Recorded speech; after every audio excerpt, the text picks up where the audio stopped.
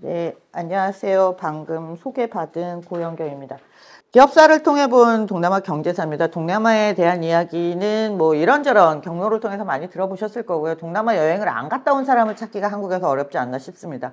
보통 우리가 베트남의 다낭을 경기도 다낭시라고 부르거든요. 그 정도로 많이 가고, 한국의 기업의 개수가 가장 많은 지역이 지금 베트남입니다. 한국이 교역을 통해서 최근에 이 엄청난 경제의 역성장 중에서도 유일하게 흑자를 보고 있는 데가 뭐 베트남이기도 하고요. 교역도 많이 늘었고 사람도 많이 방문하고 동남아에 대한 관심이 많이 늘었는데 대체로 알고 있지만 대체로 잘 모른다는 게 동남아입니다. 특히 경제는 성장 잘하지 않니 뭐 이런 얘기들 많이 하는데요.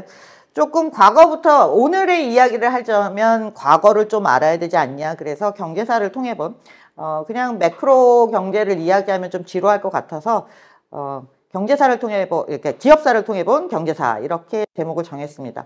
예, 저는 뭐 사회학도 하고 지역학도 하고 경영학도 하고 뭐 여러 가지 뭐 중간에 정외과 부전공도 하고요. 그래서 여러 가지 일을 전공을 했었고요. 그리고 뭐 말레이시아에서 대학 교수와 연구원을 9년 정도 하고 들어왔습니다. 지금은 고려대학교에 있고 또 뭐 컨설팅 일도 하고 있고요. 스타트업의 벤처 파트너, 엑셀러레이터의 벤처 파트너도 하고 있습니다. 지금 하나카 단장님이셨다고 들었습니다. 네. 예.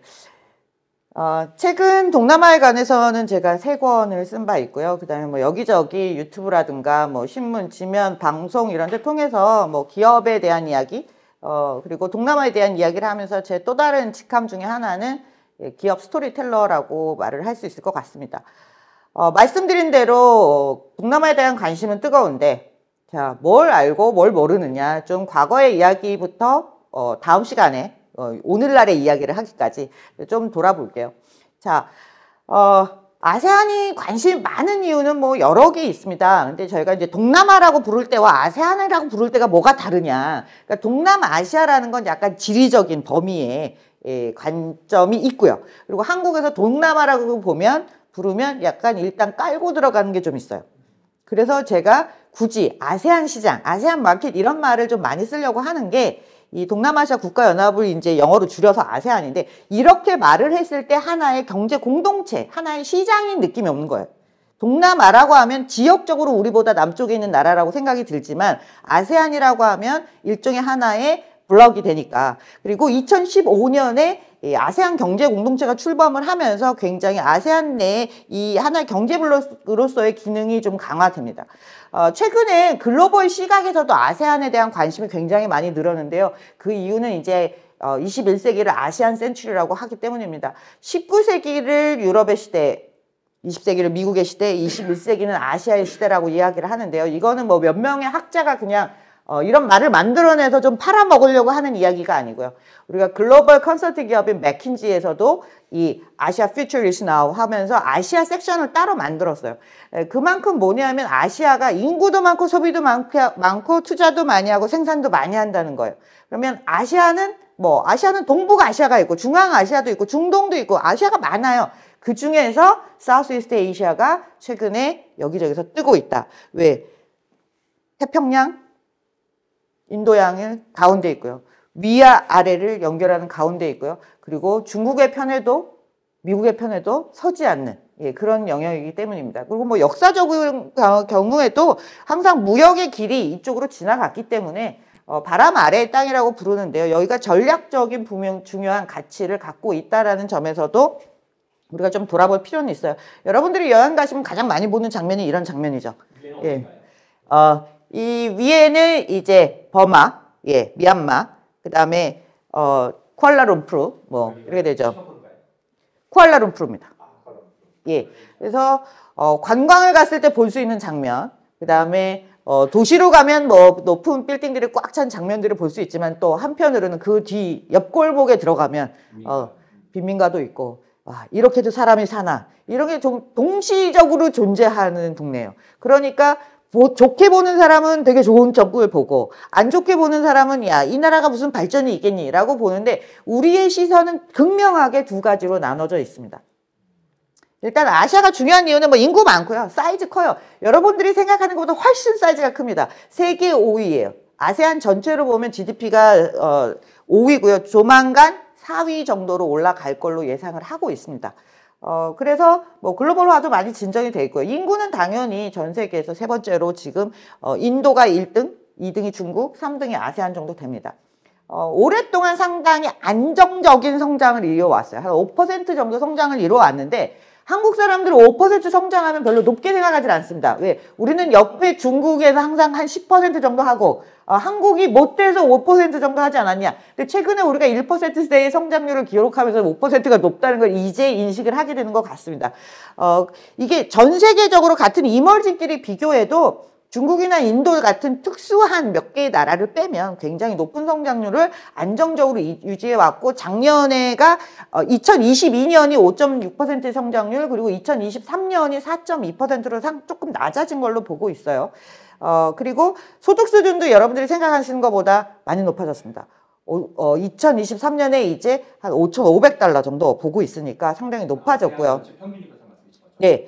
우리가 4,000달러 정도 오면 중산층이 확 늘면서 소비가 늘어요. 중국의 폭발적인 소비가 나오기 시작한 때가 여기서부터 7,000, 8,000을 거치면서 폭발적으로 소비가 느는데 이제 그런 수준에 오고 있다는 거죠. 근데 이게 이제 전체적인 평균이다 보니까 좀 차이는 분명히 있습니다. 싱가포르 너무 잘 살고 브루나이 좀 살고 말레이시아, 태국 이런 순서로 내려가다 보니까 아직도 못 사는 나라는 못 살고 잘 사는 나라는 잘 사는데 우리가 이렇게 이야기하면 야, 그 몇 나라만 가지고 시장이 되겠냐라고 이야기하지만 그러면 유럽은 다 잘 사나요? 꼭 그렇진 않습니다. 통합의 강도가 높아지면 전체적으로 스필오버 효과는 분명히 있을 수 있습니다. 그래서 뭐 보면 이제 1차 산업 위주인 나라들도 있지만 이제는 뭐 거의 다 대부분 3차 산업 위주로 전환을 했다라고 보시면 될 것 같고 그리고 과거에 비해서 상당히 빠르게 성장한 나라들이 있는데요. 예를 들면 베트남 같은 경우가 전 세계에서 차지하는 비중이 굉장히 빨리 높아졌습니다. 그래서 보면 아세안 전체 GDP에서 워낙 사이즈가 큰 인도네시아가 많이 차지하고 있지만 베트남 같은 경우가 과거에 6.1%에서 지금은 11.3% 정도를 차지해요. 그러니까 그 사이에 2배가 늘었다는 거예요. 예. 이렇게 보시면 이렇게 빠르게 성장하는구나 라고 보시면 될 것 같아요. 그래서 전 세계적으로 이 GDP 성장률을 보자면 빠르게 성장하고 있다는 걸 뭐 어느 수치로 어떻게 단위를 나눠서 비교하더라도 보실 수가 있습니다. 중요한 건 우리와 그러니까 성장하고 있는 건 알겠다. 그런데 제가 볼 때 요즘 가장 중요한 건 뭐냐 하면 그로스 마인드셋이에요. 우리나라는 더 이상 이제 출생률도 낮고 뭔가 혁신의 동력을 자꾸 잃어가는 느낌이 나오거든요. 근데 여기는 지금 젊은이들이 일단 뭐 젊은 사람 비중이 많아요. 노동 가능한 인구가 50%가 넘습니다. 대체로 다 젊죠. 어딜 가도 시끄러워요. 말이 많아요. 젊은 사람들이 많으니까. 커피숍 너무 잘 되고 뭐 F&B 비즈니스 다 잘 되고. 자, 이 사람들이 중요한 건 뭐냐면 우리의 성장률이 올해의 성장률이 작년보다 낮아지거나 우리 부모보다 내가 못 살 것이라고 예상한 사람 아무도 없다는 거예요. 한국은 이제 부모보다 잘 사는 자식이 나오기가 어려운데 이게 그로스 마인드셋이죠. 우리나라가 70년대, 80년대, 90년대, 2000년대를 거치면서 우리에게 성장은 상수였어요. 할 수 있다, 하면 된다, 뭐 이런 거였거든요. 도전해라, 뭐 기업들도 세계 곳곳에 나가자, 뭐 새로운 사업을 하자 이렇게 생각을 했는데 그런 마인드셋, 그로스 마인드셋이 지금은 가장 중요한 긍정적인 요소이고요. 또 하나는 이렇게 성장을 하다 보니까 뭐 글로벌 밸류 체인에서 차지하고 있는 비중도 점차 높아지고 있기는 합니다. 자, 그러면 이렇게 살게 된 건 알겠다. 그러면 우리가 알고 있는 지금의 아세안이 어떠한 가능성이 있다는 건 알겠는데 그러면 과거에는 왜 한국보다 이렇게 못 살아서 지금 산업화의 수준이 이렇게 뒤처졌냐. 우리보다 잘 산다고 하시는 건 싱가포르 하나뿐이에요. 브루나이는 워낙에 자원이 많으니까 약간 특수한 상황이라고 치고 그러면 여러 가지 논문들이 뭐 어마어마하게 많이 있습니다. 그중에서 이제 몇 가지를 보자면 어찌됐든 식민 지배를 겪는 그 시기까지 성장률이 좋았을 리가 없잖아요. 수탈당하는 소위 말하는 산업화에 진입도 못했던 시기였고 그리고 식민 지배 이후에 2차 대전 이후에 독립을 거치는 와중에서도 국가개발 계획 같은 것들을 열심히 노력을 했지만 실질적인 성장이 보이지 않았어요. 많이 보이지 않았어요. 이 주권이 식민정부에서 워낙에 그 새로 생긴 정부로 이양이 됐긴 했지만 정치적인 불안하고 한 번도 이제 집권을 해서 뭔가 정책을 펼쳐본 적이 없는 사람들끼리 모여서 뭔가를 하려고 하는데 기대 수준만큼 가지 못했던 거죠. 그리고 이제 한국도 일제가 떠나고 나서 뭐 많은 불화받은 뭐 적산 그런 기업들을 이제 막 나눠주잖아요. 그래서 그걸 받아서 잘 키운 기업들이 지금 여러분들이 알고 있는 재벌이 된 건데 여기도 비슷한 일이 있었던 거죠. 그래서 수출 부분의 소유권과 운영, 기업 부분 뭐 이런 것들을 외국인에서 원주민, 그러니까 여기서 말하는 건 이제 원래 지배받던 계층에게 이전을 하려는 시도를 했는데 이런 시도를 하면서 우리도 뭐 수출도 해보자, 산업화도 해보자 했는데 이런 부분들이 사실 동북아, 한국하고는 상당히 차이를 보이면서 실질적으로 성장이 기대만큼 나오지는 않았던 거죠. 그래서 여기서부터도 분화가 생겨요. 식민 지배를 겪지 않았던 태국 같은 경우는 그래도 상당 부분 수출을 할 수 있고 뭔가 가능성이 있었던 위치로 포지셔닝이 되어 있습니다. 그리고 필리핀도 그랬어요. 예, 말레이시아 자원이 많았고요. 그다음에 인도네시아 같은 경우는 상대적으로 그거보다는 훨씬 더 오랫동안 지배받았고 섬으로 이루어진 나라다 보니까 인프라 깔기도 어렵고 이런 부분들이 사실은 새로운 그로스를 나타내기는 조금 어려웠던 부분이 있습니다. 그래서 그럼에도 불구하고 농업 부분의 생산이라든가 산업의 수출 산업이라든가 이런 부분들이 조금씩 좋아지기는 했지만 여전히 한국이나 동북아에 비하면 굉장히 미흡한 수준으로 나타납니다. 그래서 이제 박번순 교수님의 자료인데요. 그걸 제가 그분이 이제 어떻게 시기를 나누고 어떻게 얘기해 박번순. 예, 아세안의 시간이라는 명작을 쓰신 동남아 경제연구의 대가분이 계신데 그 선생님은 시기적으로 이렇게 나누셔서 보시더라고요. 그래서 1979년까지 이때가 아무래도 이때까지도 그 영향에서 많이 벗어나지 못했고 산업발전이 지체된 단계고 80년대에서 소위 말하는 아시아 금융위기 올 때까지는 그래도 상당히 수출 주도의 성장 전략을 통해서 성장을 했지만 이제 위기를 다 같이 겪고 다 같이 폭망한 다음에 2000년대부터 좀 더 산업 고도화 전략을 펼치면서 우리가 지금 이야기하는 제가 아까 말씀드렸던 그런 5%의 상대적으로 고속 성장을 했던 시기는 이제 이때가 드디어 전체적으로 아세안을 볼 때 일어났는데 그럼에도 불구하고 국가별 차이는 여전히 존재해서 말레이시아, 태국, 싱가포르, 인도네시아가 그래도 상당히 산업화의 진전을 이루어왔다라면 라오스, 미얀마, 캄보디아 같은 경우는 여전히 뒤처진 상황에 있다고 하는 거죠. 이때는 여전히 노동 집약적이고 천연자원 수출에 의존적인 부분이 좀 더 많았던 거예요. 그리고 이때 만약에 아시아 금융위기가 오지 않았더라면 좋았을 텐데 금융위기가 왔고 이때 천연자원이나 이런 자원 수출을 통해서 벌어들인 돈 혹은 소비재 생산을 해서 또 노동 집약적인 걸 통해서 벌어들였던 돈을 가지고 기업들을 뭐를 했느냐? 은행하고 부동산 투자를 했죠. 그것이 97년에 얻어 터지면서 많은 부분이 오히려 퇴화됐고 그러면다가 똑같이 우리만 구조조정을 한 게 아니에요. 여기도 구조조정을 하면서 그 뒤에 2008년 위기라든가 이런 부분에 있어서는 우리랑 비슷하게 상당히 견조하게 위기를 스무들리하게 넘어갔어요. 왜? 이때 너무 많은 피를 흘렸기 때문에 교훈을 얻었죠. 예. 그래서 좀 넘어가는 편이 있고요. 이런 과정들 속에서 동북아 동남아의 경제 발전의 격차를 이야기하는 분석들은 굉장히 많은 시도들이 있었습니다. 그래서 앤 부스라는 분도 되게 유명한 학자예요. 이분이 왜 이렇게 차이가 나는가에 대해서 설명을 이제 여러 가지 요인들로 하는데 이제 그 중에 하나가 뭐 교육이라든가 이런 부분들에서 차이가 굉장히 크다라는 이야기를 했던 거죠. 그래서 여러분들이 지금 보시면 알겠지만 성장의 이 그래프를 보시면 성장률이 상당히 별거 아닌 것 같지만 이게 애뉴얼 그로스예요. 그러니까 이 애뉴얼이 한 30년을 거치면 복리의 마법이 작동하니까 지금 볼 때는 한 2, 3% 차이 난다고 생각하지만 이게 10년 정도 이상 구르면 엄청난 격차를 벌어지는 거거든요. 그래서 결국은 이것이 하나 보여주는 이때 단계의 성장에서 사실상 성장을 안 한 건 아닌데 동북아보다 뒤처지는 성장이 있었음을 보여주는 하나의 사례입니다. 그래서 동북아시아의 모델이 일단 일본에서 보시는 것처럼 휴먼 캐피탈, 인적 자원들이 훨씬 잘했고 정부가 훨씬 그나마 그래도 효율적으로 작동을 했고 인베스트먼트 그러니까 투자가 외국인이든 외국에서든 국내에서든 투자가 지속적으로 이끌어져 왔고 그다음에 수출 지도적인 그런 성장들이 이끌어 왔다라면 그거에 다 반해서 동남아 같은 경우가 이런 일들을 잘 해내지 못했다라는 거예요. 그러면 그 잘 해내지 못해서 벌어진 일들을 우리가 기억을 해야 될 텐데 그 와중에도 우리가 성장을 잘 안 했지만 뭔가 부족한 성장을 했지만 한국도 저 과정에서 지금 글로벌된 기업 재벌들이 나올 거거든요. 이때 동남아에도 다 이런 기업들이 나왔던 거예요. 이 국가별로 보면.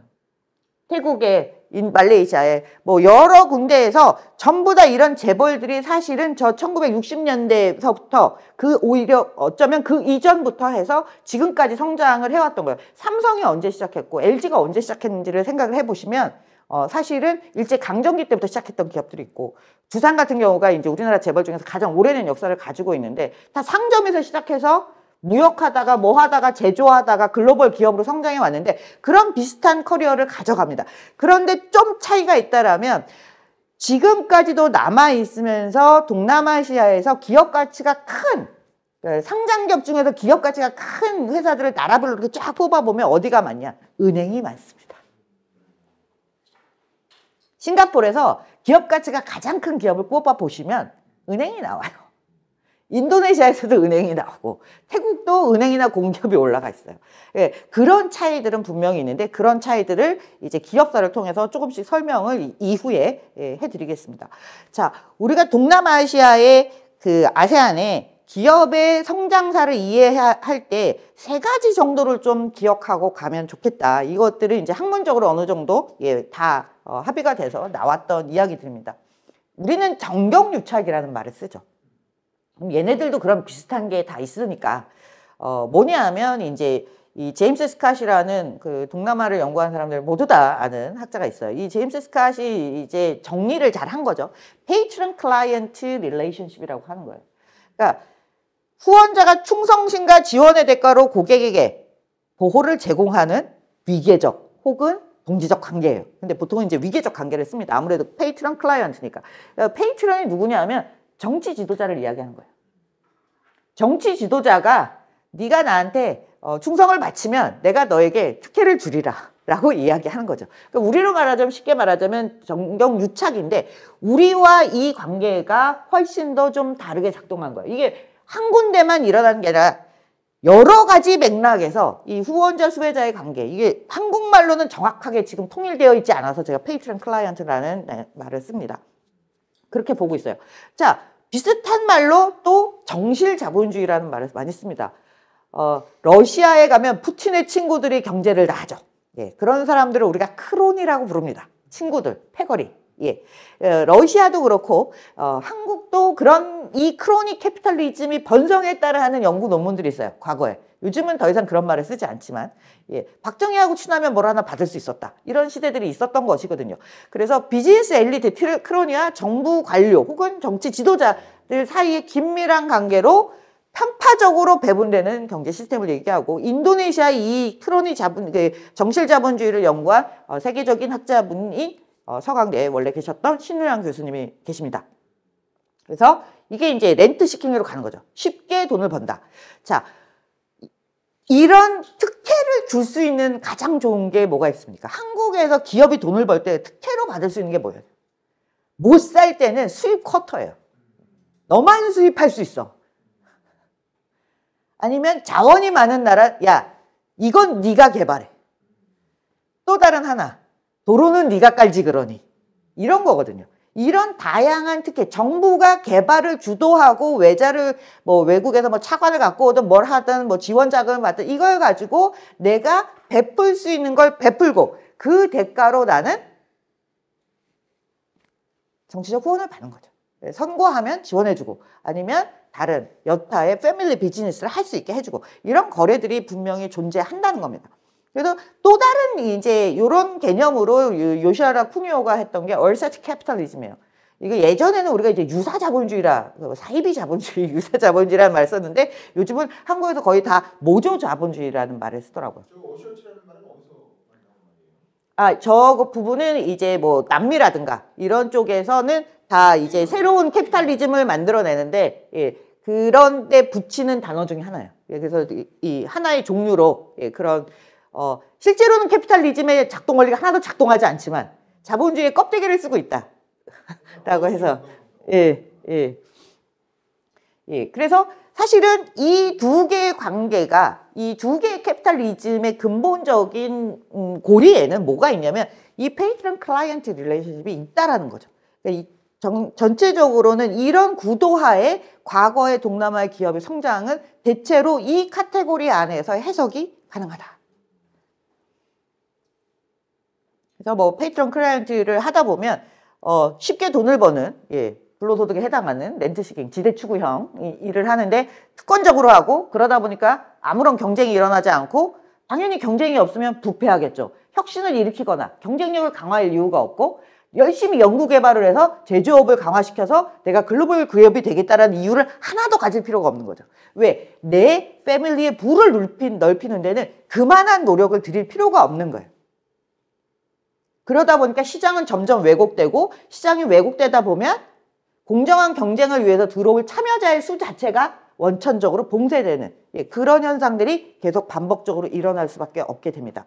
그래서 이렇게 하다 보니까 그 사이에서 저 관계 속에서 대두한, 예, 세력이 있으니 그게 바로 우리가 소위 말하는 동남아는 화교가 더 경제를 잡고 있다며 라는 이야기가 나오는 화교가 대두가 하게 됩니다.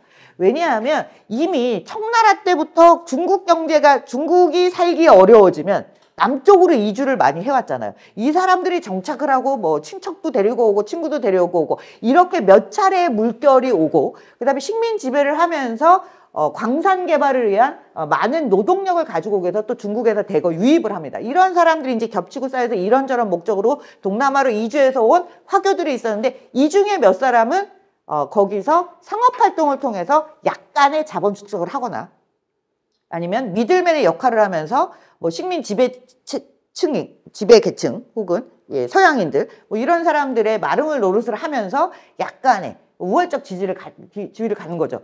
그래서 일제 치하에서 우리가 강점기에서 일제 부역했던 사람들이 그 이후로도 굉장히 잘 사는 사람을 많이 봤는데, 예, 화교가 약간 그런 이미지를 가지고 있는 거예요. 실제로 그렇게 활동했던 사람도 있고 아닌 사람도 있지만 전체적으로 화교의 이미지는 그렇게 좀 각인되어 있다라고 보시면 돼요. 그런데 이 사람들이 어찌됐든 상업활동을 통해서 우월적 지위를 가지고 있었고, 식민 지배를 벗어나고 독립하는 식의 적산 기업들 같은 경우도 이들이 잘 찾아간 거예요. 그리고 페이트런 클라이언트 릴레이션십에서 이들이 가장 좋았던, 적합했던 이유는, 예를 들면 말레이시아 같은 경우는 다종족이고, 인도네시아도 인도네시아 그 원주민, 토속 원주민, 인디지니어스 피플이 있고 차이니스가 있는데, 차이니스들이 워낙 정치적으로는 우세할 수 없으니까 수적으로도 작고, 공산당 때려잡자 할 때 또 엄청나게 많이 죽기도 했고, 이러다 보니까 정치로서는 나가지 않고 나는 뒤에 있고 정치는 네가 하는데, 그런데 너의 보호가 나는 필요하다. 이런 것들이 페이트런 클라이언트 릴레이션십을 훨씬 더 강화시켜준 부분이 있습니다. 그래서 사실상 인구 비율은 낮지만, 싱가포르를 빼면 인구 비율은 낮지만 경제력이 굉장히 집중됐던 시기가 있습니다. 요즘 얘기는 아니에요. 이게 지금 화면이 가려져서 그런데, 예. 그래서 이랬던 시기가 있어요. 1960년대, 70년대, 80년대, 90년대 초반까지도, 예, 근데 정확한 수치는 알 수 없어요. 예.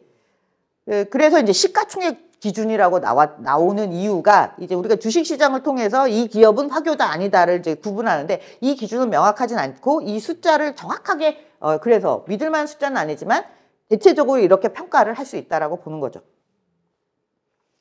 그래서 많은 연구자들이 왜 화교가 돈을 더 잘 벌고 잘 살까? 왜 화교 기업은 더 승승장구하는가에 대해서 연구한 많은 논문들이 있어요. 그래서 그때 나온 게 이제 화교 기업들의 특징, 우리가 한국 경제를 설명하다 하다가 유교 자본주의로 간 것처럼 얘네들도 이제 설명을 하기 위해서 많은 연구자들이 Chinese Family Business를 연구를 한 거예요. 왜? 이들이 다 무슨 전문 경영을 쓴 게 아니라 가족끼리 장사하다가 사업이 커지고 패밀리 비즈니스를 하다 보니까, 제가 처음으로 인도네시아에 재벌 연구를 한 게 1997년인데요.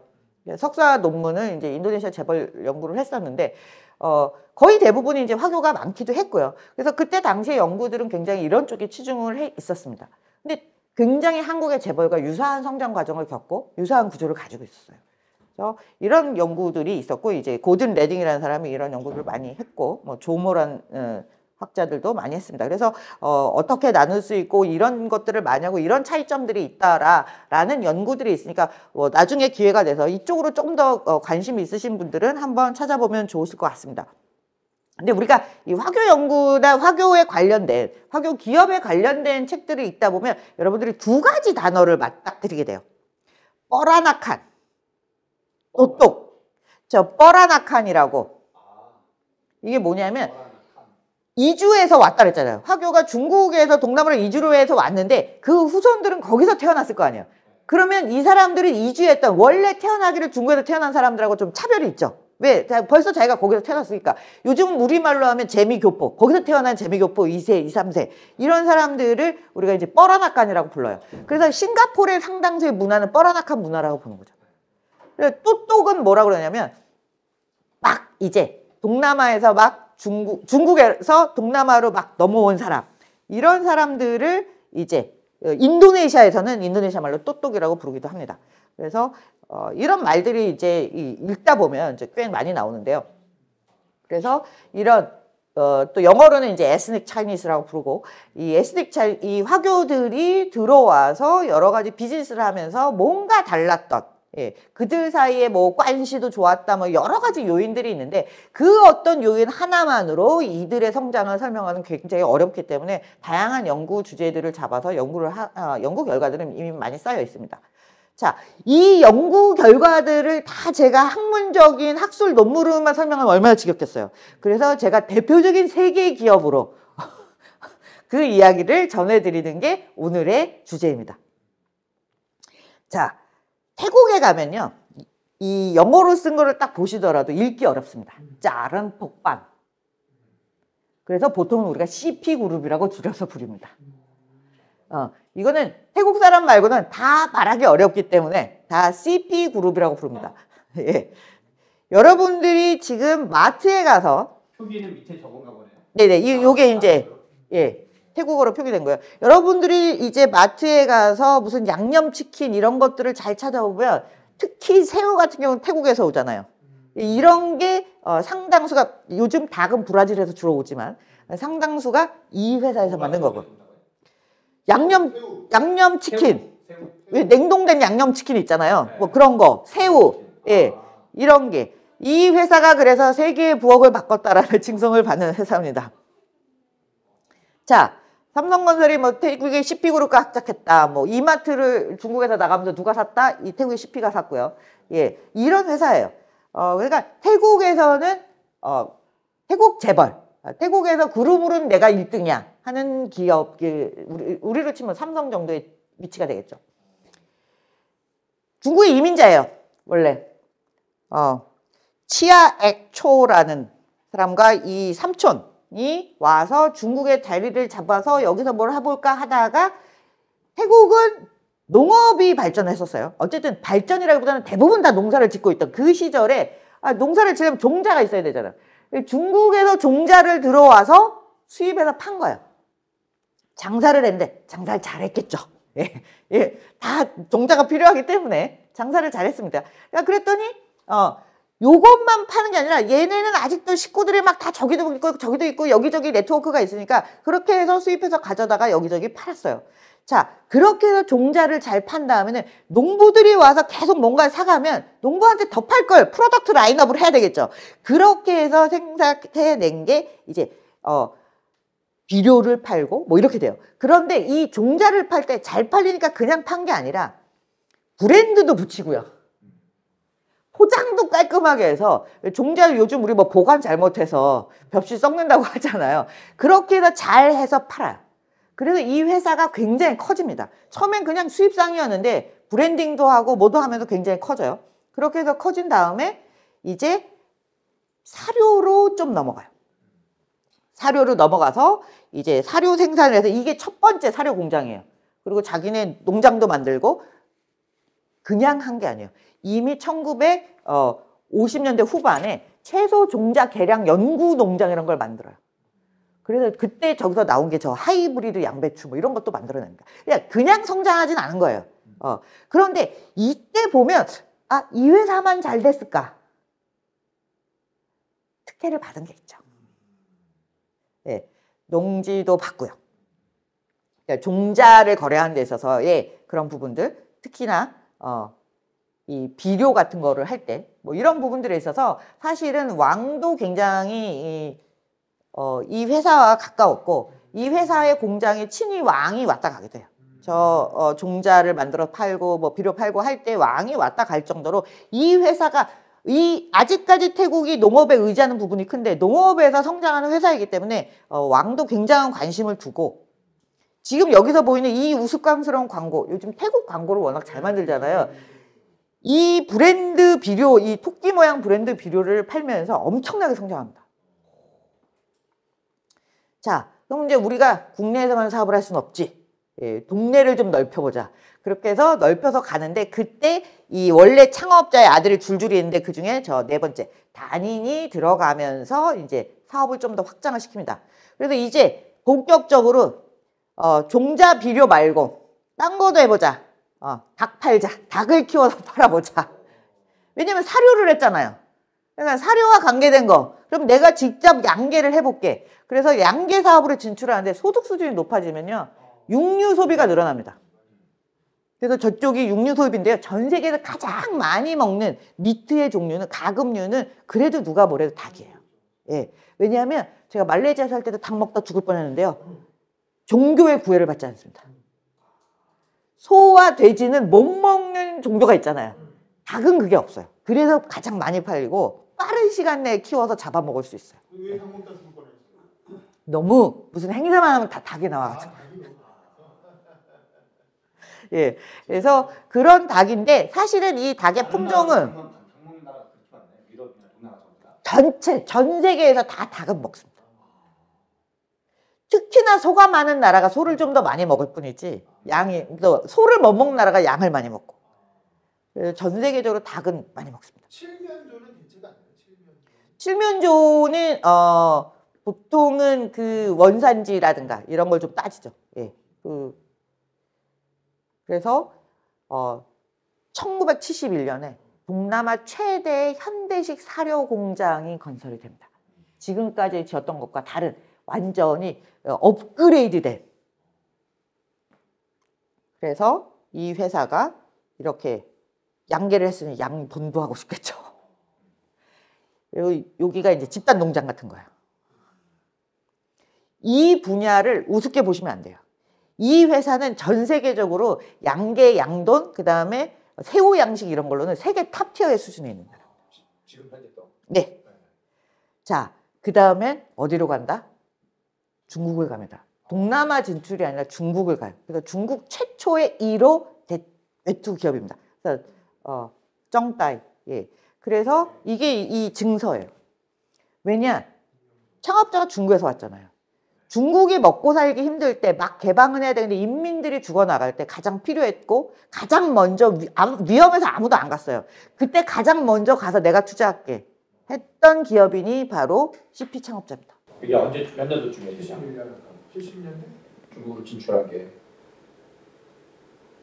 71.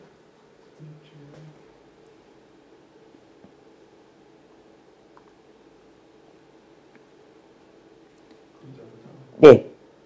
1971년. 네.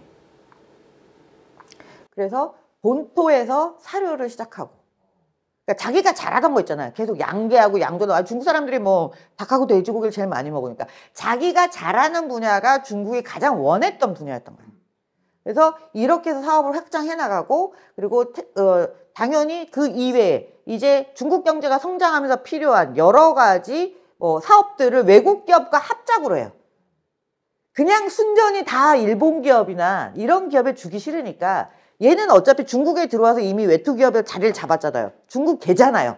그러다 보니까 이렇게 해서 합작해서 들어가는 게 뭐 혼다하고도 손을 잡고 하이네켄 손 잡고 뭐 이런 식으로 엄청나게 다양한 분야에 손을 뻗습니다. 그리고 80년대에는 미쓰비시하고 같이 새우 양식을 시작하는데 이게 성공을 해요. 그래서 여러분들이 좋아하는 그 타이거 프론 이런 것들을 양식을 하면서 대단한 성공을 거두면서 이것들이 이제 바로 양식해서 수출하는 것뿐만 아니라 이제 가공을 통해서 가공식품들을 만들어지면서 그래서 이 회사가 일본 미쓰비시랑 서울자고 저걸 했잖아요. 그런 다음에 일본으로 당연히 수출을 많이 했죠. 가공식품이 일본으로 나가면서 일본 주부들이 편해지고 일본의 식탁의 메뉴를 바꿨다 그런 거예요. 그래서 우리나라 요즘 이런 거 보이시면 여기 CP라고 보이시는 거 이게 다 이 회사 겁니다. 그러다가 이제 유통하고 태국에 여행 가시면 늘 한 골목 돌 때마다 있는 게 세븐일레븐이거든요. 세븐일레븐, 태국의 세븐일레븐 여기가 가지고 있고 마크로 가지고 있고 그리고 이제 통신 가죠. 자, 통신은 아무나 못해요. 라이선스 사업이죠. 그래서 이것 때문에 탁신이랑 부딪혔다가 다시 화해를 하는 그래서 결국은 통신 사업에 진출을 하고 3등으로 시작했지만 합병을 통해서 1등으로 올라섭니다. 그래서 통신이 있으면 뭘 할 수 있죠? 디지털, 플랫폼, 이커머스 이런 걸로 지금 이 정도의 사이즈를 가지고 있고 전기차도 중국에서 핑안 보험 이런 거 다 하고 있습니다. 이 정도의 사이즈의 라인업을 가지고 있으니까 당연히 태국에서는 가장 큰 회사예요. 이 회사의 메인은 어쨌든 CP 푸드예요. 그러니까 농업, 그러니까 피드, 팜, 푸드 요게 가지고 있는 이런 라인업들을 가지고 있습니다. 그래서 전 세계적으로 나가 있고 미국도 진출했어요, 당연히. 그래서 굉장히 국제화된 기업이고 이 회사가 커지는데 가장 혁혁한 공을 했던 건 물론 창업자의 의지가 있었겠지만 중요한 건 당시 그 상황에 맞는 농업에서부터 시작했기 때문에 커기가 훨씬 수월했다. 전자 이런 거를 했으면 이만큼 커지기가 어려웠을 수도 있어요. 그래서 지금 뭐 많은 여러 가지. 이 사람이 원래는 아들이 이어받은 다음에 나는 전문 경영인한테 줄 거야. 그랬지만 전문 경영인 따위는 등장하지 않고 있습니다. 그래서 가버넌스 이슈가 있다라고 얘기를 하고 있습니다. 자, 보시면 태국은 식민 지배를 겪지 않았어요. 그러다 보니까 원래 자기네 가지고 있던 농업 기반으로 성장했고 왕과 친해지고 그리고 계속해서 정치권 수많은 쿠데타에 있어도 이 회사가 가진 기조는 이거예요. 우린 누구라도 지원한다. 누구하고도 척지지 않으려고 하는 거죠. 그렇게 해서 성장한 기업이 있다면 싱가포르와 말레이시아에는 이분이 계십니다. 거기가 킹 오브 치킨 앤 피그라면 여기는 슈가킹이라고 부릅니다. 아시아의 슈가킹. 자, 로버트 꽉씨예요.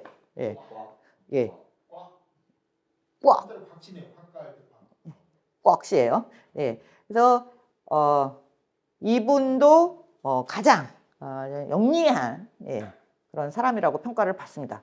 한때 동남아 시장 전체 슈가를 들었다 놨다 하고 있고 여전히 영향력을 가지고 있는 회사입니다. 이분은 일단 랩푸드 칼리지 싱가포르에 여기를 나왔어요. 여긴 누가 나온 학교냐? 리카니아 동문수학했죠. 일단 거기서부터 관계 끈끈. 그리고 말레이시아의 정치 지도자였던 초대 수상을 했던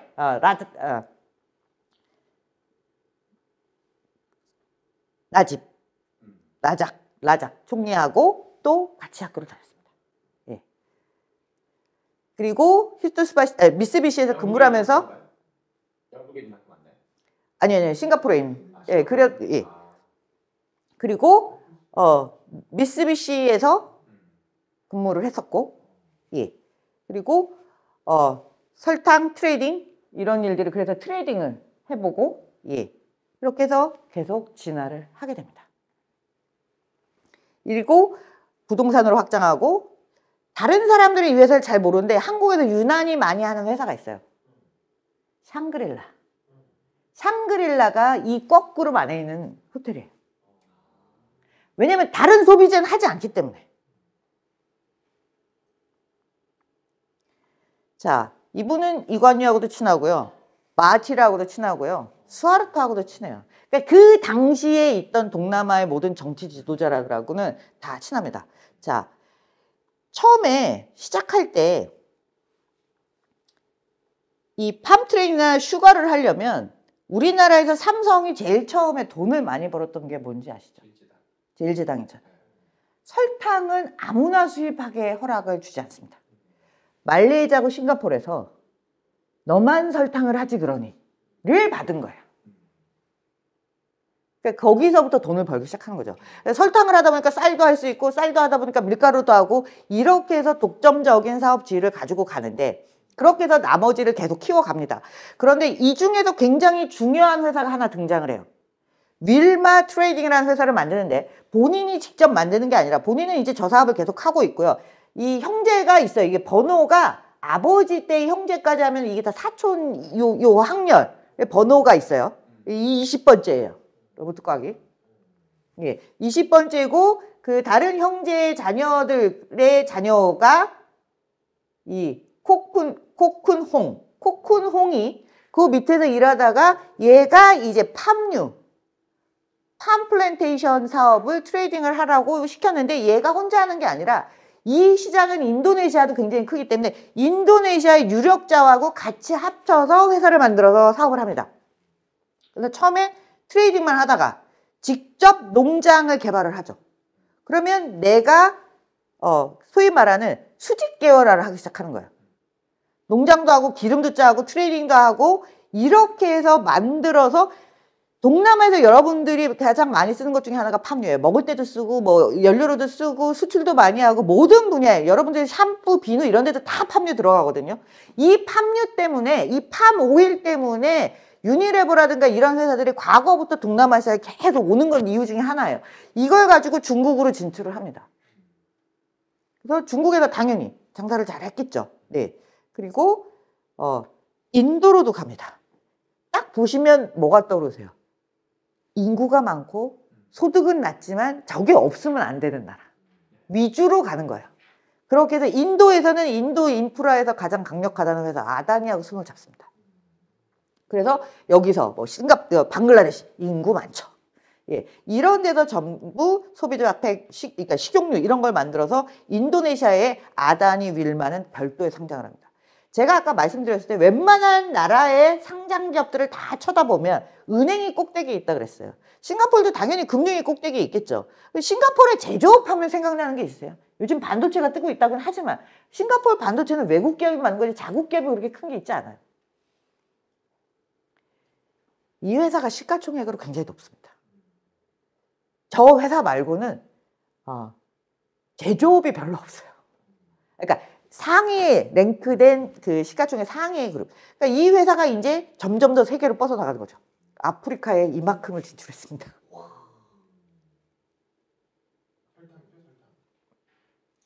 팜, 주로 팜 맞습니다. 예. 그렇게 해서 지금 이런 팜 리파이너리 하고요. 뭐 우크라이나에도 갔고요. 예. 이런 식으로 하면서 이제 뭐 상장해서 예, 하는데 당연히 상장을 하기 전에 내가 사촌한테 줬지만 결국은 저 뒤에는 뭐가 있었던 거예요. 꺽그룹이 가지고 있는 자기네 다 뭐 로지스틱스도 있고 뭐도 있고 원래 그 슈가킹이 하던 사업에 이 회사를 다시 붙여서 합병을 시켜서 꺽그룹 안으로 끌고 들어옵니다. 그래서 지금은 뭐 시장 점유율도 어마어마하고 전 세계로도 많이 나가고 있고요. 그렇게 해서 하고 있습니다. 두 개의 회사를 보시면 성장의 스토리가 비슷하면서 비슷하지 않아요. 그러니까 한쪽은 소비재로 진출하고 그러니까 해외 시장으로도 나갔지만 결국은 사업 다각화를 좀 다른 방면으로 했고 꿔그룹 같은 경우도 뭐 홍콩으로 진출해서 로지스틱스도 하고 굉장히 중국에 많은 사업을 하고 있어요. 그 중에 하나 윌마 인터내셔널 같은 경우는 지금 해외로 굉장히 많은 확장을 했습니다. 그러니까 다시 한번 말씀을 드리면 시작할 때 큰 돈을 벌기 시작할 때는 분명히 페이트런 클라이언트가 있었다는 거예요. 그게 없었으면 그 다음 단계가 없는 거죠. 자, 그 다음 단계를 못 만들고 사라져 가고 있는 예전의 위상을 놓친 기업을 말씀드리자면 인도네시아의 살림그룹이에요. 자, 수도노 살림이라는 리엠 시옹용. 근데 이분의 이름을 이제 인도네시아식 이름으로는 수도노 살림, 수도노, 림수도노사. 이 사람이 이제 사실 메단으로 이주했다는 얘기도 있는데 바로 중부 자바로 갔다는 얘기도 있어요. 그래서 이거는 좀 다른 데 출처가 있는데 대체로의 출처는 1930년대 중반에 자바로 옵니다. 그 자카르타가 있는 섬, 자바예요. 자바로 와서 여기서 이제 뭐 농산물 판매도 하고 뭐 땅콩 기름 뭐 무역도 하고 뭐 이렇게 잔잔한 무역업을 했어요. 그러다가 이제 남동생까지 오면서 삼형제가 식품을 거래하는 소규모 회사를 설립을 하는데 이때 저 동네에서 안 쓰던 걸 하는 게 뭐냐면 신용 판매를 하는 거예요. 외상을 했어요. 남들은 안 해주는데 나는 외상을 할게. 그러면서 확 거래처를 늘리죠. 장사 수완을 발휘를 합니다. 그러면서 자금도 빌려줘요. 너 돈 없어서 내 물건 못 사가니? 그러면서 자금도 빌려주고 약간의 고리대금업도 한 거죠. 그렇게 하다가 자 이 중부자바의 꾸두스라는 데서 크레텍이라는 걸 만드는데요. 인도네시아에 가시면 담배 냄새 굉장히 특이한 걸 팝니다. 탁탁탁 소리 나고 단맛 나는 담배를 팔아요. 그게 이제 인도네시아에서 만나는 크레텍이라는 담배인데 담배 회사가 그래서 엄청나게 큽니다. 이슬람이라서 술은 안 먹는데 담배 굉장히 너그럽거든요. 그래서 이 담배를 거래를 하는데 저 담배의 크레텍 정향을 수입할 수 있는 사람은 저 사람 한 사람뿐으로 나중에 정해져요. 그렇게 많은 사람들이 담배를 무지하게 피워야 되는데 저 크레텍을 저 정량 클로브를 자체적으로 생산을 하기도 하지만 옆 나라에서 사오기도 해야 되는데 이거를 누구만 할 수 있다? 이 사람만 할 수 있는 권한을 줘요. 누가? 수하르토가 이 중부지역 사령관으로 있을 때 만나서 이때부터 친분을 쌓아서 정말 굉장히 끈끈한 관계가 됩니다. 그런데 이 수하르토가 이제 나중에 대통령이 되고 나서 처음에는 뭐 저 정도 크레텍만 줬는데 나중에는 밀가루도 그렇게 해줄 수 있게 해주고요. 시멘트도 너만 할 수 있게 해주고 이런 독점권을 어마어마하게 몰아줍니다. 당연히 승승장구할 수밖에 없어요. 수하르토가 독재하는 30년 넘게 이 회사는 한 번도 뒤돌아가지 않습니다. 모든 종류의 사업을 다 해요. 제가 500개 기업으로 추정된다고 썼는데 제가 실제로 논문을 쓸 때 가서 자료 조사한 바에 따르면 485개 정도의 회사가 있었습니다. 세지를 못해요. 사실 본인도 몇 개의 회사가 있는지 모를 거예요. 그러니까 모든 종류의 산업을 다 가지고 있고 인도네시아 GDP의 한 10%는 얘가 하는 거고 은행도 가지고 있고 뭐 이런 거 다 독점으로 가지고 있고 자 은행을 가지고 있다는 건 뭔 얘기냐면 내가 내 마음대로 내 자회사에 대출해 줄 수 있는 거예요. 근데 금융위기를 딱 맞습니다. 그리고 수하르토는 실각하죠. 그러면 이 회사는 잘 되는 회사도 있겠지만 잘 안 되는 회사가 많았겠죠. 은행을 내놓게 됩니다. 98년. 예. 그러면서 예. 외환위기를 맞으면서 이제 실각이 된 거죠. 예. 저 때 이제 난리 나죠. 저 때 이제 화교들 뭐 그 테러하고 중국계들 테러하고 중국계 상점 불지르고 막 이렇게 하면서 이때 중국계들이 트라우마가 생겨가지고 재산을 다 싱가포르로 빼죠. 그리고 제 친구들도 일부는 아직도 싱가포르에 삽니다. 왔다 갔다 해요. 예. 트라우마가 생긴 거예요. 그러면서 실각을 하면서 여기서 내놨던 게 뭐였냐면 은행을 내놓게 됩니다. 원래는 인도네시아 제일 큰 애, 뱅크 센트럴 아시아, BCA, 인도네시아로 베스아라고 부르는데 그 은행을 가지고 있었는데 그 은행을 결국은 내놓게 되죠. 그리고 많은 자회사가 이제 없어져요. 거의 뭐 그냥 예 매각인데 왜냐면 우리나라처럼 그 자산 구조조정 본부 같은 게 생겨요. IBRA라고. 예, 거기서 이제 맡아서 하게 됩니다. 그리고 나서 이제 다 구조조정을 하고 아들내미가 이어받아서 그 중에 일부를 지금 갖고 있게 됩니다.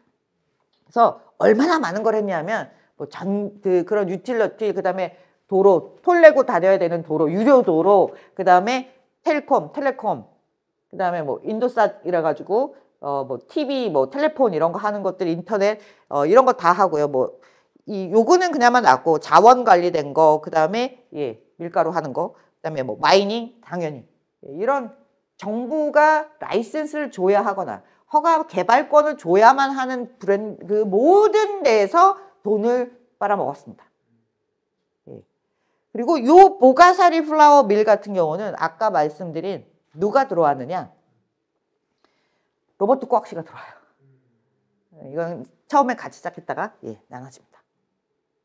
그래서 이 사람들이 전부 다 관련되어 있다가 이제는 아들이 이제 손자로 내려왔어요. 그래서 요즘 뭐 스타트업 투자도 하고 뭐 왔다 갔다 하고 있습니다. 그래서 지금은 구조조정 다 된 다음에 퍼스트 퍼시픽이라고 이제 투자회사, 홍콩에 있는 투자회사가 지분을 많이 가져가면서 그 중에 일부분을 가진 형태로 들어가고 있는데요. 이 중에 지금까지도 잘 갖고 있는 회사는 바로 인도푸드라는 라면 만드는 회사입니다. 한국에 농심이 있다면 인도네시아는 인도푸드라는 라면 회사가 있어요. 이 인도미라는 라면이 굉장히 유명합니다. 한국에서도 편의점에 팔아요. 네, 볶음면이죠. 근데 국물 있는 면도 나오고요. 근데 이 인도미가 등장했을 때 볶음면인데 이 인도미가 나온 이래로 인도네시아의 라면 시장은 전부 다 제가 장악했습니다. 한 시장이 맥시멈으로 한 80%까지도 혼자 했어요. 2억 8천 만 명인데 지금 당시에 한 1억 5천에서 2억 명이라고 하더라도 2억 명이 맨날 이 라면을 먹는다고 생각하면 엄청나죠. 근데 그래서 이 인도푸드 사장은 뭐라 그랬냐면 한국에 케이팝이 있다면 인도네시아에는 인도미가 있다고 했어요. 그 정도로 자부심이 있는 회사고요. 전 세계에서 많이 팔립니다.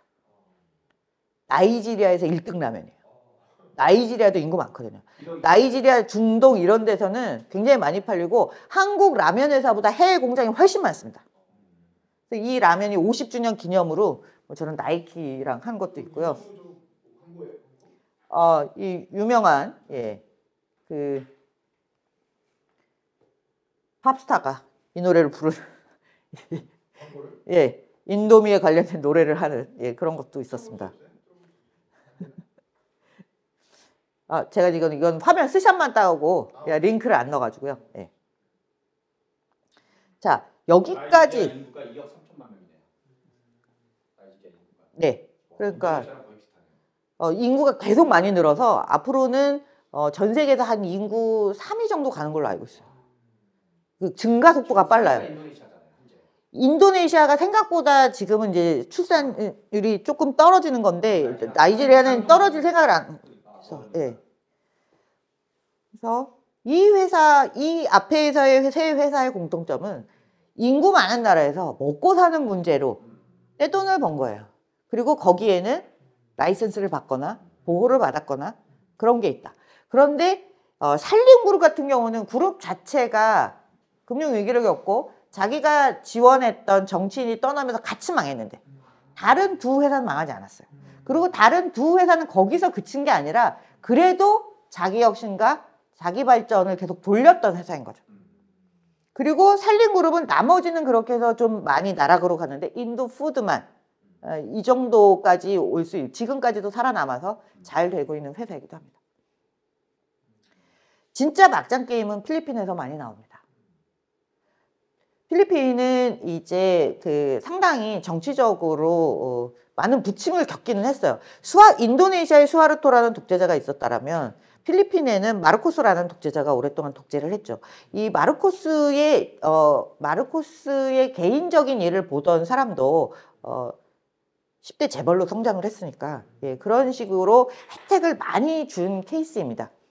그래서 사실은 이 필리핀의 정치 지도자들과 손을 잡는 가문들의 거의 대부분의 이권을 챙겨가는 것이 수준을 뛰어넘다 못해서 엄청나게 많은데요. 그래서 보통은 웬만한 재벌도 자기가 하는 영역이 정해져 있고 예를 들면 LG는 화학을 잘한다든가 삼성은 전자 같이 둘 다 전자가 있었지만 반도체로 좀 집중을 한다든가 이런 식의 모습들이 있는데 보시면 인도네시아나 필리핀 같은 경우에는 모두 대부분 은행을 가지고 있습니다. 그리고 실제로 필리핀 같은 경우에는 마르코스 때 이권을 어떻게 나눠줬냐면 코코넛 기금 같은 게 있어요. 농부들이 이제 기금을 받아다가 농장을 좀 더 개선하고 이렇게 할 수 있는 그 기금들을 측근들이 그냥 다 갖다 퍼썼습니다. 그러면서 국가 부채가 엄청나게 많이 늘어나요. 그리고 여러분들이 잘 아시는 산미구엘 맥주가 있죠. 산미겔의 맥주의 오너는 나중에 바뀝니다. 산미겔도 굉장히 많은 혜택을 누리게 되죠. 그래서 지금 여기 보시는 이 산미겔. 그리고 그래서 보통 보면 특별한 무슨 전자 제조업을 가지고 있는 경우는 굉장히 드물어요. 태국이나 인도네시아보다 더 없어요. 그래서 거의 대부분 자신들의 은행을 가지고 부동산 투자라든가 일종의 약간의 소비재 이런 부분들에서 성장을 하고 있는데 최근 들어서 조금씩 이 안에서의 차별화가 보여지기는 시작을 합니다. 그나마 그런 위치에서 좀 자유롭고 좀 낫다라고 평가받는 그룹이 누구냐면 저 헬리시예요. 헬리시. SM은 뭐의 약자냐면 한국에도 SM 그룹이 있는데 SM 그룹이 여기서는 슈마트의 약자입니다. 저 헬리시도 중국계 이민자예요. 처음에 신발 팔다가 잘 돼서 여러분들이 필리핀에 놀러 가시면 가장 많이 보는 쇼핑몰을 거의 대부분 저 회사가 가지고 있습니다. 그래서 그 슈마트를 계속 회사가 커지는데 슈마트를 쓸 수 없어서 앞글자를 따서 SM그룹으로 만들었는데요. SM그룹에 2개의 회사와 1개의 은행이 있습니다. 이 3개의 회사가 필리핀 주식시장 시가총액 1, 2, 3위를 하고 있습니다. 그래서 거의 모든 가문들이 똑같이 그래서 거의 대부분의 정치인 가문과 기업가의 가문이 분리되어 있지 않습니다. 혈연으로 맺어져 있거나 기업 관계로 맺어져 있거나 그래서 이런 가문들이 지배하는 국가로 유명한데 그래서 이 가문들이 각각 출신 지역이 어디냐 저 지역에 있어서 영주와 같은 위치 그러니까 굉장히 많은 영향력을 행사하는 그렇게 되어 있고요. 그래서 누가 선거를 이기느냐에 따라서 중심축이 굉장히 많이 흔들립니다. 두테르테는 원래 다바오 출신이죠. 민다나오의 다바오 시장 출신이었죠. 그래서 두테르테도 가난한 사람이 아니에요. 예.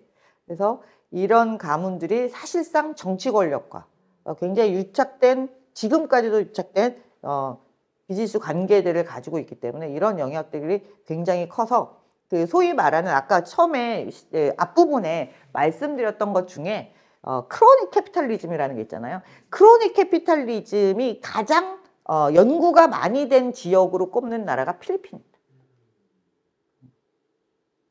모든 사업을 크로니가 하는 거예요. 그러니까 국가의 의사결정 자체가 이런 사업이 국가에 필요하다라는 전제하에 의사결정이 내려졌다기보다는 내가 돈을 벌기 위해서 이걸 하면 좋겠다가 먼저 들어가는 그런 식의 의사결정들이 마르코스 시절에 너무 많이 일어났기 때문에 그때 국가 부채가 엄청나게 많이 늘었고요. 그러다 보니까 계엄령을 할 수밖에 없었고 계엄령 끝에 피플 파워로 물러나는 그 순간까지도 사실은 국가 경제라는 게 제대로 돌아가지 않았던 부분들이 굉장히 심각하게 있었습니다. 그래서 여전히 필리핀을 연구할 때는 패밀리가 중요하다라는 정치를 보더라도 패밀리, 경제를 보더라도 어느 패밀리를 보게 되고 있습니다. 그런데 여기서 되게 좀 중요한 부분 중에 한국과의 차이가 좀 있어요. 한국은 이 그룹이 무슨 회사를 가지고 있는지를 공정거래위원회가 다 발표를 해줍니다. 그래서 상호 출자 제한 대기업 집단이라는 걸 발표를 하죠. 그래서 매트릭스도 만들어줍니다. 이재용이 이 회사는 몇 개 얼마 지분을 가지고 있고 이 자회 삼성생명이 삼성전자를 몇 개 얼마의 지분을 가지고 있고 그 밑에 뭐 상장되지 않은 자회사까지 다 우리가 리스트를 볼 수 있는데 그렇게 볼 수 있는 나라는 없어요. 그러다 보니까 다 그룹으로 되어 있는데 제가 지금까지 보여드렸던 회사의 리스트 이제 그룹에 그림을 그려서 보여드렸던 리스트가 전부가 아니에요. 그 이상 얼마나 많은 회사가 있는지 찾기 쉽지는 않습니다.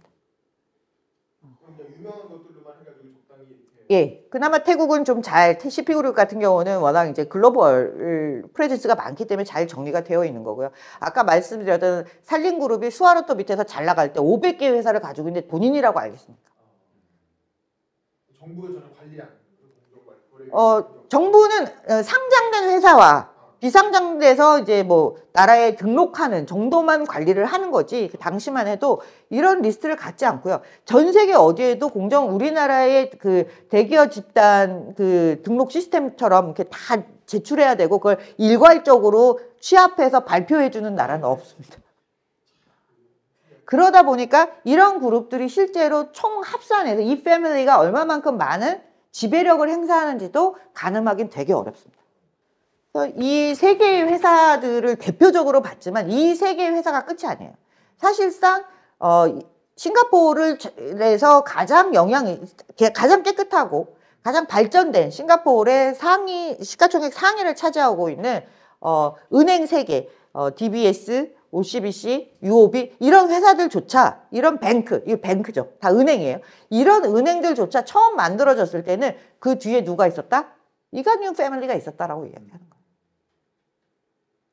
그리고 이런 경우 말고라도 전부 다 인도네시아에서 수하르토 지배 기간 동안에 성장했던 모든 기업들은 거의 대부분 수하르토와 저런 친밀한 관계, 그중에 가장 대표적인 사례를 말했을 뿐이지 다 친밀한 관계를 맺고 있습니다.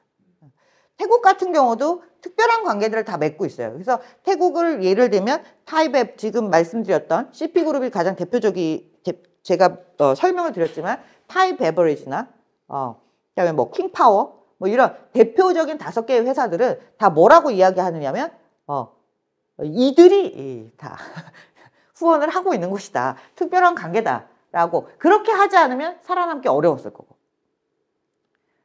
특히나 군부라든가 왕정의 힘, 그 다음에 뭐 부패된 세력들이 기업들을 가만 놔두고 있지 않기 때문에 그런 특별한 관계를 맺고 있고요. 마르코스 시절에는 롤렉스 12라는 그룹이 있었습니다. 마르코스가 친히 롤렉스 시계를 산 12명의 크로니가 있는 거예요. 12명보다 훨씬 더 많겠지만 이 12명을 특별히 가까운 거예요. 예. 특히 아얄라 그룹 같은 경우에도 상당히 그런 데 있어서 특혜를 많이 받았던 인물입니다. 그러니까 기본적으로 국민들은 굉장히 고가의 수입된 물품을 사서 써야 하지만 상관없이 원자재를 수출하고 그런 일들을 하면서 이익을 봤던 기업들은 그걸로 자본 축적을 하면서 동시에 그 자본 축적이 일부라도 제조업이나 R&D로 흘러갔으면 더 큰 성장의 기회를 한국 기업들 같으면 맞이했을 텐데 그런 기회를 상당 부분 이행하지 않은 것이죠. 그나마 CP그룹이나 로버트 거기의 윌맛 인터내셔널 같은 경우에는 그래도 해외 시장을 확장하면서 끊임없이 성장을 지속시켰다라는 점에서는 좀 더 의의가 있는 회사라고 볼 수 있을 것 같습니다. 그러면 오늘날의 동남아는 물론 제가 다음 시간에 말씀을 드리겠지만 1997년, 8년까지의 성장의 길에서는 적어도 자본 축적이라든가 어떤 개혁의 영향, 정부의 영향들이 실제로는 식민지배의 영향에서 크게 벗어나는 과정이 굉장히 길었다라고 볼 수 있을 것 같고요. 특히나 빈약한 인적 자원 같은 경우는 엔부스가 가장 많이 지적했던 부분입니다. 이런 것들은 이제 교육이랑 연결되고 교육은 일종의 인프라에 가깝고 뭐 도로, 항만 이런 것만 인프라가 아니라 이런 인프라도 다 취약했고 특히나 필리핀, 인도네시아 같은 경우는 섬이 워낙 많기 때문에 인프라까지 돈이 많이 들어요. 그런데 인프라 투자를 안 했죠. 왜? 부패한 세력은 인프라에 큰 관심이 없습니다. 그리고 일종의 있었던 여러 가지 그래도 정치 권력을 교체했던 순간들이 있어요. 탁신도 처음에 나왔을 때는 나름대로 개혁을 표방하는 세력이었거든요. 그러니까 이런 개혁 세력들이 나왔는데 개혁을 온전히 실행하기는 굉장히 힘들었다. 기득권의 반발도 너무 거셌고 그리고 정권을 잡아보지 않으면 정책을 이행하는데 이 공무원들을 끌고 나간 힘도 되게 취약한 거예요. 그러니까 한국의 테크노크라트가 좀 더 우수하다는 평가를 받는데 그런 부분들, 개혁에 실패할 수 있는 여러 가지 요인들이 있었지만 그런 영향도 무시할 수 없었고요. 그리고 그런 공백의 빈자리를 누가 좀 더 유리하게 빨리 채울 수 있었냐? 그래도 상업과 무역의 경험으로 약간의 자본의 축적을 했고 경험이 있고 네트워크가 있었던 화인기업들이 그 자리를 빨리 차지했다라고 보는 거죠. 그리고 부패는 저런 상황에서 부패는 제도화 수준입니다. 일상적이라는 거예요. 특별하지 않다라는 거죠. 모든 분야에서 부패하지 않은 구석을 찾는 게 훨씬 더 어려웠다. 그럼에도 불구하고 이 과정에서 어느 일정 정도 수준 이상의 기업들은 그럼에도 불구하고 성장을 이끌었고 변화를 이끌었고 이 차이가 국가적인 차이로도 나타났지만 기업 간의 차이로도 어느 정도 보여졌던 시기였다라고 정리를 할 수 있을 것 같습니다. 이제 다음 시간에는 제가 훨씬 더 요즘에 기준으로 해서 2000년대 이후에 어느 정도 저 기업들 이외에 어떤 기업들이 성장의 동력을 가져가고 있는지에 대한 이야기를 전해드리려고 합니다. 네, 감사합니다. 토지개혁도 중요하지만 예를 들면 이제 그 일부 인도네시아나 이런 데서도 아예 시도가 없었던 것이 아니고 토지개혁도 있었고 그리고 생각하는 것보다 토지는 많았어요. 우리는 중심이 아니지 않나요? 아니죠. 그러니까 대농장 위주로 하는 작물이 따로 있고, 소규모로 하는 작물이 따로 있고, 이렇게 다 갈라져서 토지개혁이 우리처럼 훌륭하게 진행되지 않은 부분은 맞지만 토지개혁이 됐다 하더라도 산업화로 이어졌을 거라는 장담은 할 수 없어요. 그래서 그리고 보다 더 중요했던 이유는 자원의 유무에 있습니다. 그러니까 마이닝으로 굉장히 쉬운 렌트 시킹을 할 수 있는 거예요. 제가 슈가킹 얘기만 계속해서 그렇지만 사실은 여기는 석유도 나고 가스도 나고 니켈도 나고 석탄도 나고 주석도 나고 고무도 나고 자원이 굉장히 많아요. 그러면 제가 아까 말씀드린 대로 쌀과 설탕이 중요한 물자임에는 틀림이 없지만 그 이외에 굉장히 많은 돈을 쉽게 벌어들이는 것은 자원을 그냥 수출하면 되는 거예요. 그러니까 그러면 여기다 대고 수출의 요건으로 당근을 쥐어준다? 더 말이 안 되죠. 그러니까 같은 수출 주도형 산업을 하더라도 그것이 제조업으로 가지 않는 것 때문에 이어지는 부분이 분명히 있습니다. 그래서 이런 전략들은 물론 리더의 역할이 중요하죠. 저도 그 아시아엠 존 스터드벨이 쓴 책을 굉장히 좋아하는데요. 그 책에서 간과한 부분, 그 책은 굉장히 리더의 역량을 중요시 여겨요. 그런데 이 기자분이 간과한 것은 박정희도 똑같은 독재를 했고 마르쿠스도 독재를 했을 때의 희생을 전혀 값어치를 두지 않는 거예요. 네. 그 부분을 실질적으로 우리가 얼마나 많은 노동 착취를 당하고 그 사이에서 그 시대에서 겪었던 그런 부분에 대해서 아예 언급을 안 했다는 건 아니지만 그런 부분들이 너무 작았어요. 그래서 앤 부스 같은 사람이 많은 이야기를 했던 부분이 결국은 리더가 모든 계획을 짜는 게 아니에요. 박정희 씨가 무슨 산업 전문가는 아니잖아요. 그러니까 소위 말하는 테크노크라트가 이 경제개발 계획을 주고 그 계획을 잘 이끌어 나가는 것, 선택과 이끌어 나가는 리더의 역할은 분명히 있지만 그런 과정들, 그런 정책들을 만들어낼 수 있는 기본적인 그 테크노크라트의 힘, 연구의 힘, 교육의 힘, 그걸 또 수용할 수 있는 교육의 힘이 있어야 되는데 그런 부분들이 이 동남아가 굉장히 취약하다는 거죠. 그리고 이 아세안은 뭐 한국이 인구가 감소하는데 이제 주목해야 될 나라임에는 틀림없죠. 그래서 지금 사실은 우리나라에 이미 동남아에서 오신 분들이 굉장히 많이 지내고 있습니다. 우리는 근데 편견이 너무 커요. 우리가 이민청을 해서 이민을 받아들이는 것도 중요한데 지금 우리가 다문화에 대해서 관심과 인식을 바꿔야 돼요. 그리고 미국에서 한국 그 재미교포들이 성장을 해서 결국은 양쪽 국가의 가교가 됐고 그 한국이 잘 살게 되니까 그런 분들이 다 한국 지사장으로 오기도 하고 뭐 이런 역할들을 계속 하잖아요. 우리는 지금 가지고 있는 다문화의 자녀들을 더 많이 지원하고 키워줘야 될 필요가 있습니다. 그렇게 해야 이쪽 지역과 앞으로 교류를 하는 데 있어서 또 우리의 입지가 훨씬 좋아져요. 멀리 가서 장학금을 주는 것도 너무 좋은 일이지만 당장 내 땅에 정착한 그 인력들을 우리 유학 온 사람부터 시작해서 좀 품어줄 필요가 있다고 생각이 들고요. 인도네시아는 섬에 따라 지역별에 따라 경제 발전 차이가 굉장히 큽니다. 사실 인도네시아는 저 위에 뭐 스마트라, 깔리만탄, 뭐 파푸아 뉴기니까지 해가지고 크게 5개의 섬이 있고 수도가 있는 자카르타는 그렇게 큰 섬이 아니에요. 전체 영토 면적으로 따지면 7%밖에 안 돼요. 인도네시아의 동쪽 끝에서 서쪽 끝까지가 5,000km가 넘습니다. 섬은 17,500개가 넘어요. 사람 사는 섬만. 정말 더 작은 섬까지 하면 다 못 세요. 그래서 선거하다가 공무원이 과로사하고 그러지 않습니까? 오지에도 예. 그래서 굉장히 민주주의도 잘 정착한 나라고 잘 가고 있는데요. 아무래도 자바 섬 위주로 발전이 되어 있고요.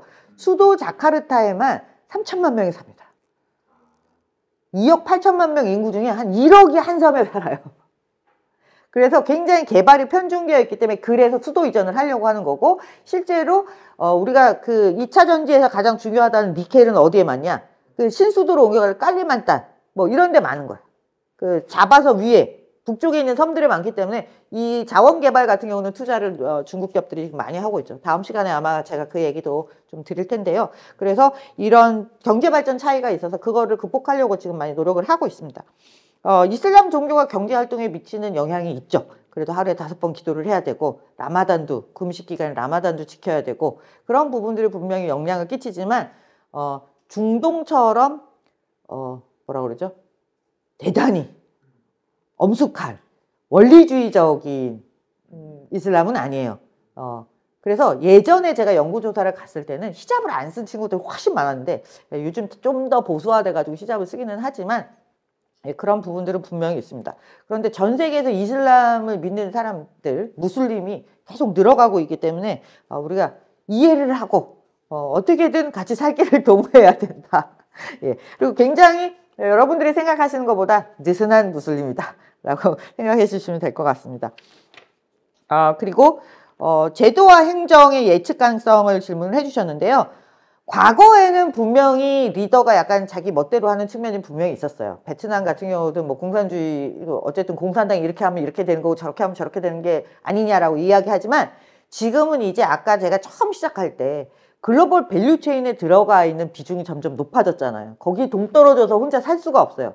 그러면 오늘 말한 정책을 내일 바꾸다가는 전 세계에서 아웃됩니다. 그리고 중국처럼 할 수는 없어요. 베트남. 중국처럼 인구가 많고 사이즈가 큰 나라가 아니에요. 그래서 절대는 그렇게 할 수 없다.